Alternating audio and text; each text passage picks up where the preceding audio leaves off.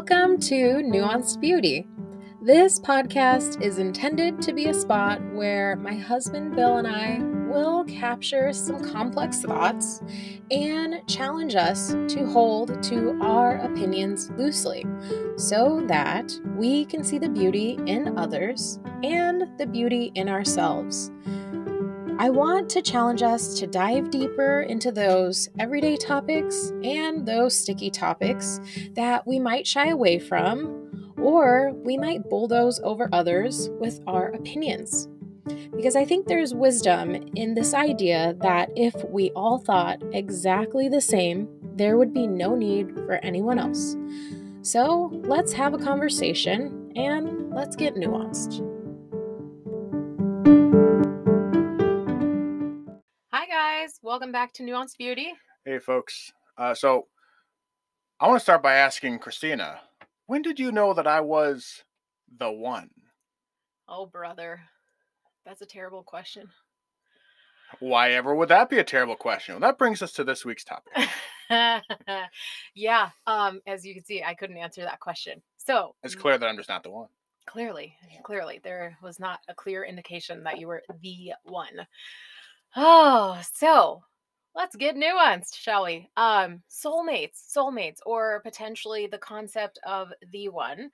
I was listening to a quick snippet on Instagram from another podcast, and this woman was being interviewed, and she was promoting this idea of having like many soulmates, or that like many people could meet your needs based on like what season you're in. So therefore, we shouldn't be afraid to have many partners in our lifetime.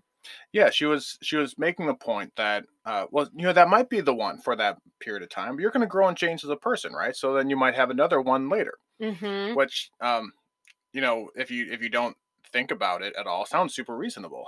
Right. And so I feel that I can see her point in that it's brushing up against this concept of there is only one person out there for you, your soulmate. And where we would drastically differ in views, though, I can totally get behind that first part, is that I would say that there are many possibilities for you, but then you choose to be in a committed relationship with one person. You show up for that person, you grow with them, you create a safe, vulnerable space to be seen and be loved no matter what is going on. And that becomes your family. And the benefits that you create by being committed to one person allows for perseverance, it allows for commitment, it allows for forgiveness to take place in a marriage. Yeah, I feel like she has a level of half truth in that. We're sold this idea through every Disney movie ever made that there The is a Frozen level song. of the one. Oh Yeah. yeah, Like, what if I meet someone? The one? What if I meet the one? And it's just kind of a taken for granted item that there's going to be that one special person in your life that you're gonna meet and fall in love with and live happily ever after. And I think if you go back to like The Graduate, you ever seen The Graduate? No. There's this famous scene at the end where I'm getting on a tangent, but it's okay. She's gonna marry somebody else, but he knows that she is the one. So he runs into the chapel and he starts banging on the window. Amelia, I can't remember what her name was, but say it's Amelia. Amelia. And then she's like Steve or whatever his name. I can't remember either. And then she runs out, and then they hold hands and they run to the bus stop and they run onto the bus and then they sit in the back and they're laughing and they're smiling, and then the movie should just end right there, but it doesn't. It just stretches out for like another 30 seconds as the smiles kind of slowly leave their face and they realize, oh, now I have to live the rest of my life with this person. Like, once you get past that euphoria of like, oh no, I've met the one, and I've committed to this, the one. Then they have to deal with the rest of their lives. Well, and I think for me, what comes up in this topic is from a Christian perspective, I think that depending on what your view of free will versus predestination, or not predestination, but Predestination. That's not the right word. What am I trying to say? Free will versus predestination. The opposite of predestination. Yeah. Like these thoughts are like two major theologians. There's like the Calvinism versus the Arminian way of processing, like how much autonomy you have versus how much God directs your life, and how much you make decisions. And I think that if you're kind of more in the predestination, this idea of finding the one might be a little more tangible, or like easy to accept, versus the idea that there could potentially be many fish in the sea. And the thing is, like, so you and I, we actually agree on this, that there isn't just like the one, that there are many fish in the sea. Um, but we chose, But like we we chose. chose, and we made a promise under God. And I think the thing that I would caution when somebody is under the other side, that there is the one for them, when they meet someone that they're attracted to 2 years into their marriage, and they think that there was only the one, Hmm. you have the potential for that temptation to set in your mind the idea that, like, oh gosh, I didn't pick correctly. Hmm. Like, what if I picked the wrong person? Well, yeah, we knew somebody a long time ago that had an affair with that, just that very mentality of like, well, uh, I'm attracted to this other man, and that must mean that I wasn't meant to be in this marriage. Hmm. And she was wrong, and she repented of that, and they're still together. But that if that absolutism, I'm much more of the belief that uh, by making a commitment and honoring that commitment, that you're uh, rewarded Hmm. with a level of intimacy and connectedness that stems from that that discipline of marriage. Uh-huh. In a way, I feel like this is a relatively new problem because of our access to so many people. Right, So, right. 200 years ago, that you knew the 25 other women in your village, and which one of them were you going to marry? Because Uh-huh. you didn't have that much of an option. And my mom's going to talk to her mom, and then we're all going to get hooked up because Yeah. that's how marriages existed for most of human history. It was a bit of a community affair. And I would say even not here in the States, prearranged marriages are still a thing. And Yeah. I would say maybe even here in the States, prearranged marriages with first generation immigrants, I think it's still a thing too. Well, yeah, I think in communal cultures, uh, the idea that gets kind of caricaturized in American media of like the spouses who never met each other and are Immediately made swept off their feet. no, like made to get married by Oh, domineering parents who are forcing these two oh, together. I don't really think that's how it works from the folks I've talked to from these cultures. It's more uh-huh. like, well, no, I just care what my parents think, and my marriage is part of a broader tapestry of my Impact. community, Yeah. and so we're all kind of part of this decision, Yeah. and that's a super reasonable perspective to have. Uh-huh. And it kind of differs from Mhm. and the connotation, like you drew out there, the connotation of like how that's a bad thing, Mhm. that you would allow other people to feed into your decisions in Well, life. in an individualistic American atomistic Uh-huh. view, then yes, it is. Uh-huh. And it's a objective good in our culture to say I'm going to stand on my own 2 feet and make my decisions. Uh-huh. Our marriage is an example of that. Yeah. Considering the relationship I had with my parents around us getting married. But I am in a world where we have social media, and including relationship-based social media, and you have this all these options, then there's like a, I don't want to call it FOMO, but yeah, it's a FOMO Mm, of like, well, I don't know that this is the one yeah. because I could scroll through so many more people, Uh-huh. and so there's an incentive structure to not make a commitment and exercise this discipline of no, I'm going to commit myself to this one person. Uh-huh. And I think that's being reflected. And there's a lot of things that go into this. This is being reflected in dropping marriage rates and chopping childbirth rates. People are getting married and having kids much later. Uh-huh. And there's a lot of economic circumstances around that too. Yeah. But I think this is also a big part. I think social media is completely undermining some of our The some of our ability to. ability to function as a species. Yeah, yeah. Well, it's funny though, because what you just said about like the number of people you have like in your network, this, endless network of people that you could connect with, or sleep around with, or whatever. Um, Connect with or without the quote. You can connect or you can, in quote, Connect. connect. It's funny though.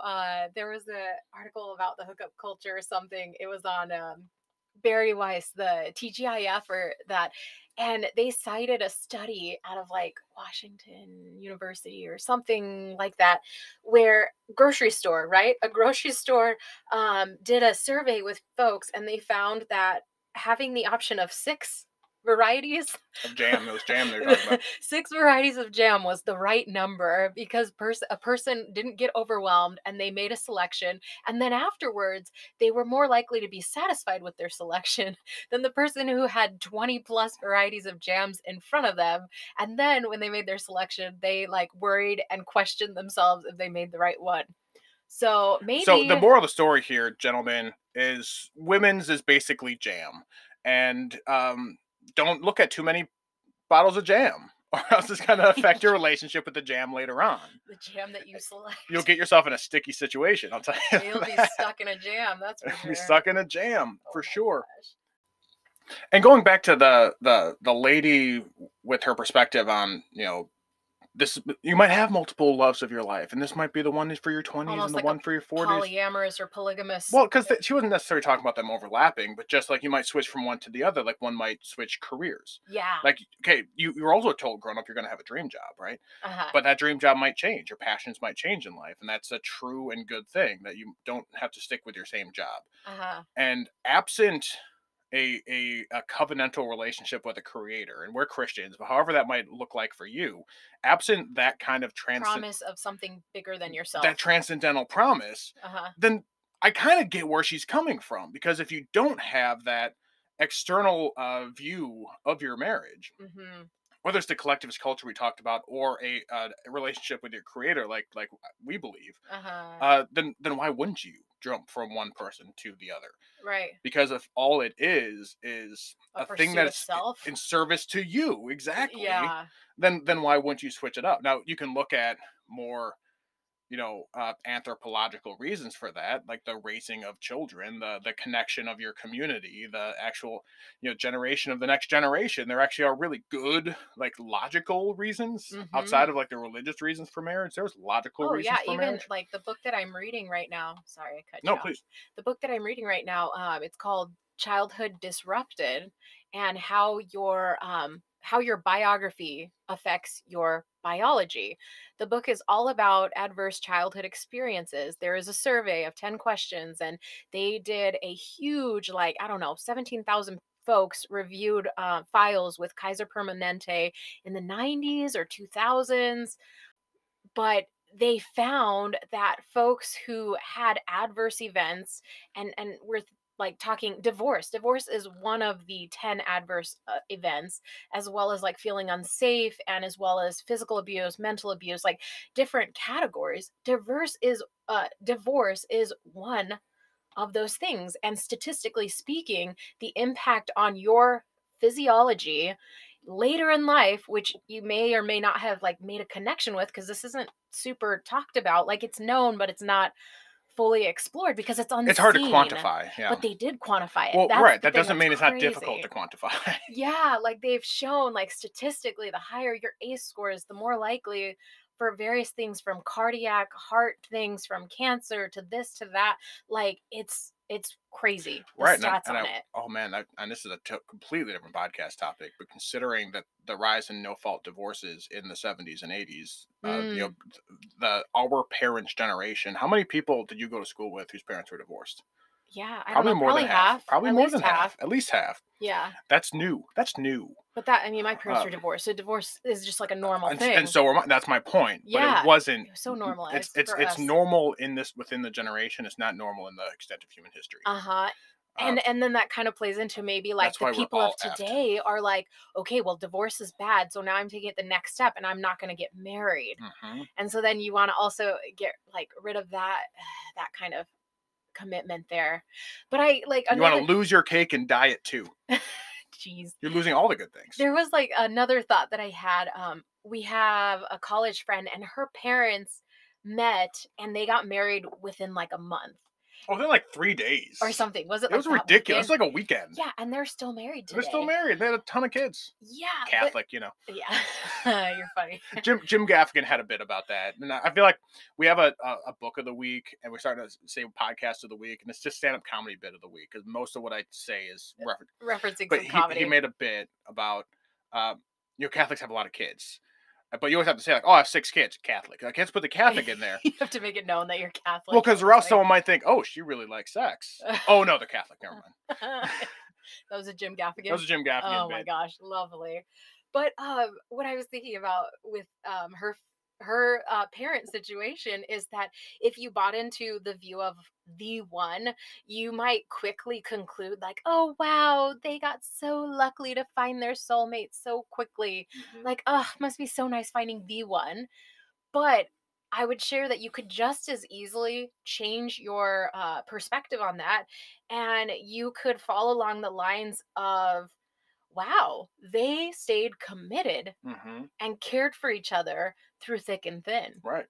So, it's like a cute, like, quick love story. And like, wow, that seems unheard of. Mm-hmm. But it's also like, it's 50 years of commitment toward each other. So let's maybe put the emphasis more on the beauty of the commitment and the Mm-hmm. way that we prosper than, I don't know, this idea of like the one. Because I just Yeah. see too many concerns with buying into the one and where it falls short. Absolutely, and I think it could be incredibly damaging to a marriage to back in on that. And you've mentioned this though already early in the podcast, where if you then have this view of if I'm attracted to somebody, then this marriage is invalid. Mm-hmm. That will either just get you right out of the marriage, or it will fill you with so much fear and anxiety within the marriage, Mm-hmm. and it stops up lines of communication. And that's something you and I have talked about a lot. We're like, oh, I find myself to be attracted to this person, Uh-huh. and I can say that out loud. Yeah. And it And that doesn't hold the same power. it disempowers it when you're open about your feelings, Mm-hmm. and because we both know that Where we stand on this topic. where we stand on the topic, and we have this commitment, this covenantal commitment to our marriage. Mm-hmm. We can move forward with that kind of idea. Yeah. But if we had the thought of, well, no, you're the one. The one is perfect because they're capital T, capital O, the one. Yeah. And so if you make any sort of mistake, including finding yourself attracted to somebody, you're gone, mister. You're now lowercase t. You're now lowercase t, lowercase one, lowercase g, lowercase away. You're the one that's going away. Yeah. That was some track to lay that out there, but I got it. Nailed it. Nailed it. Yeah, and I mean, maybe props to our premarital counseling. Mhm. Like this idea came up in our premarital when it was the topic of sex and attraction, and like we were told at that point that you're going to be attracted to somebody at some point, and you kind of have to work with each other and choose how you're going to put up guardrails, or like hold each other accountable, or talk to each other, or talk to other folks, like so that it doesn't fester, it doesn't become a thing that it doesn't need Mhm. to become. Right. And yeah, I think that's just like we said, that's a little bit of the fallacy we believe in buying into the one. Yeah, because we believe every step of every day of every marriage is a choice that you're making to honor that commitment. Mm-hmm. And that goes think far we're past the Arminians. sense of the one. I don't know. Oh Okay, man, fine. well, we didn't grow up Christian, so a lot of like the It's insider vocabulary theology jokes and I such. still barely get. But an idea of predestination versus free How will much free will? Yeah, is topic for another podcast. for sure. All right, guys.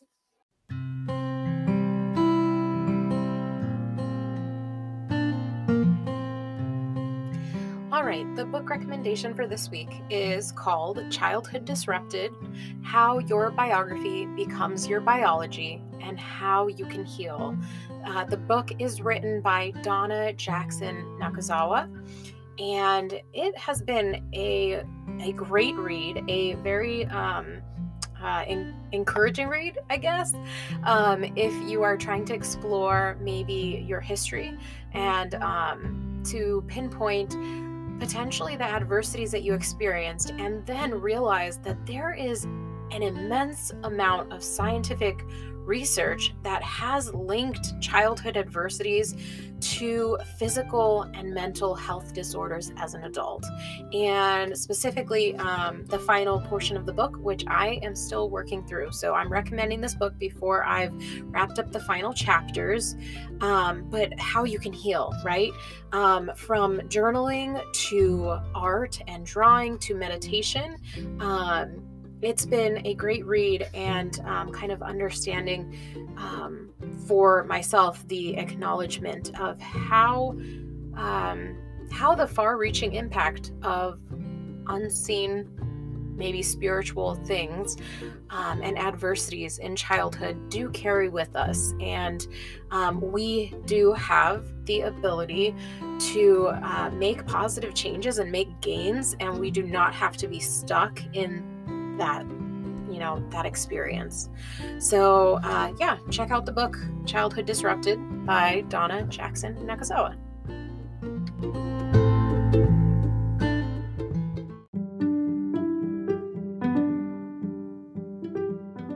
Thanks for tuning in today. I hope you enjoyed this episode, and in the spirit of nuance, I hope you found something that you could agree with and disagree with and still choose to lean in. If you're liking the show, please follow us and share it with friends and leave a rating and review. Until next time.